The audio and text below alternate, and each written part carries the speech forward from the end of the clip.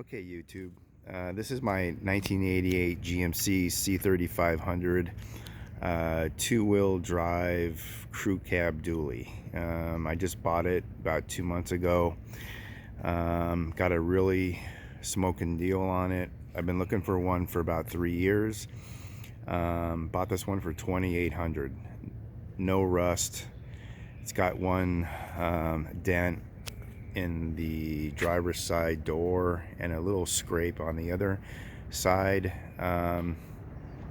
but the end result for the truck is I'm going to give it a 6-inch lift all the way around. I already have the straight axle for it, a Dana 60, and I also have a 5.9 Cummins motor.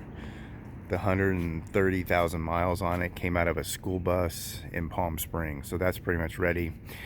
But anyway, I bought the truck for $2,800, which is a really good deal. Most of these trucks that I see on the internet, Craigslist, they're pretty tore up. The guy that owned this was an older gentleman who owned it originally, and all he did was tow his race car with it. The reason why I got so cheap was because it had a 454 in it, blown head gasket, and the owner was unsure of what was wrong with it, didn't want to put the money into it. So I had a 1988 GMC single cab dually, smogged, rebuilt motor. I call the smog ref. And make a long story short, I could swap them out because this truck came with either a 454 or 350 stock. So I swapped them out, I registered it and smogged it. So it's all done. I'm driving it. So I'm going to do the shackle flip probably here in about 5 months. And once I, do all the stuff, the small stuff to it, I'll do the engine swap. I'm going to put an NV 4500 in it. So, plus the lift will go and help with that, because I know that in order to put the NV 4500 in there and that engine, you have to go and lift the body up, so that'll help. But anyway, let me show you the truck, give you like a rundown of the good deal that I got. So that's the inside. When I first got the truck, this door panel was off. I ordered a new trim here. All the buttons, I ordered those all new. The problem with the door panel or the door was the actuator was broken. So I had to order a new one. That was a headache because I was ordering a 1988. And evidently GM was trying to get rid of all their old parts. So I think I put a 86 in there and it worked. So truck has 99,000 miles on the truck itself. The 350 that I put in it has about, I think under 20, somewhere in there. Dash is really good condition. Only split is right here, but it's minimal. I don't know if you can see that. Headliner, I have to replace that. All the lights work. Got the new pocket here. Came with 2, so I have to put the other one on. All the doors work. All the windows work. My kid's baby seat there. Need to put that back on. It just the screws weren't there. I'm gonna have to replace the front seat. I'm gonna do the interior. Let me show you the back real quick. So I think for $2,800, I think this was a really good deal.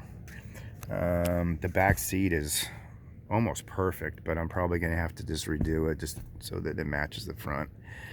I'm gonna have to replace the back slider. I guess I don't have to, but I am. They tinted all the windows on it, and I'm gonna have that already done, but this is bubbling, so it's not really like the window per se, I don't think. Oh no, it's got like some film on it. I bought a lot of stuff for the truck already. I bought a new steering wheel, even though That steering wheel is really nice. I bought this one, so I may do this one. We'll see. I like this one too. But let me show you the outer cab. Tires were fairly, I mean, they pretty much brand new if you look at the tread on them. So it has a spare on it still. Right, the back bumper is in really good condition. I was washing the truck when I first got it and snagged it on the towel and ripped that off. So all the lights work. I already ordered all the tailgate lights. Those are all new. I have to put those on. I'm probably gonna change the rims. I like the stock white mags, so I may go with those. I've got new side mirrors for it. When I had my other 88 GMC single cab, I bought all this extra stuff for it. But in the end, I wasn't happy with it because it wasn't a crew cab. So I have all these extra parts that I'm just gonna fold over onto this. Open up the side door. Door panels in perfect condition. I need to do the I'm probably gonna spray because I'm gonna do the carpeting.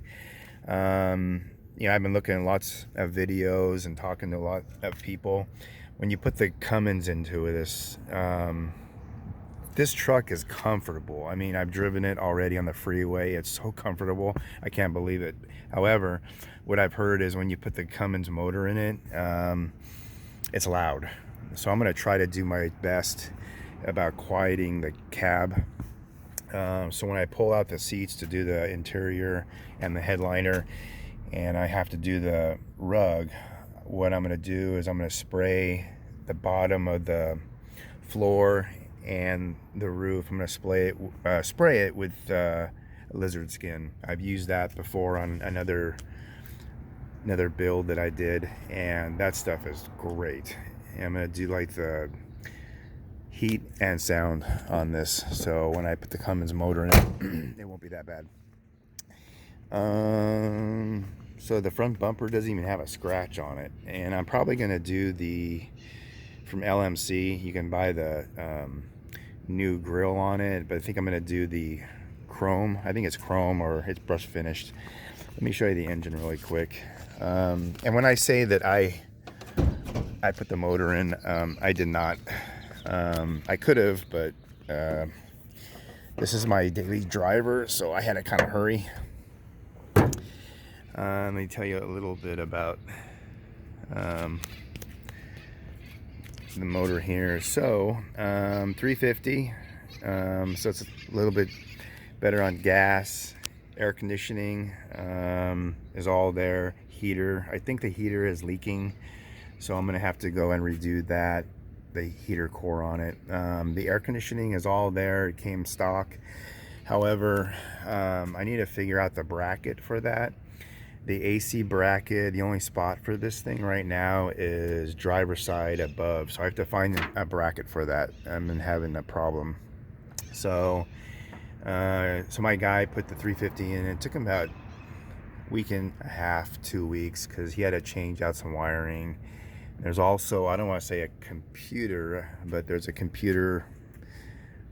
box under the dash, so he had to take that out from the other truck too. But it's smogged in the end. So new battery, new 454 radiator, looks like it's brand new.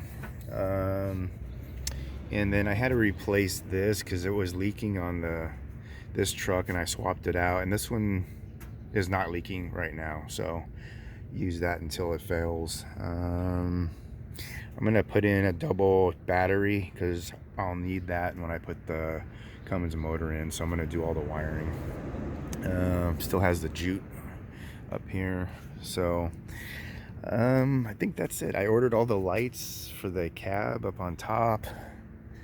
That's pretty much it. So that's I'm gonna start this this video thread just to kind of show you what I'm doing, so I'll upload more videos. Oh yeah, and one last thing. So the bed is nearly practically perfect, and really upset me because when I first got the truck and I first drove it to work the first morning, I had a motor on a stand in here. It was just a block, a short block, and this bed was perfect.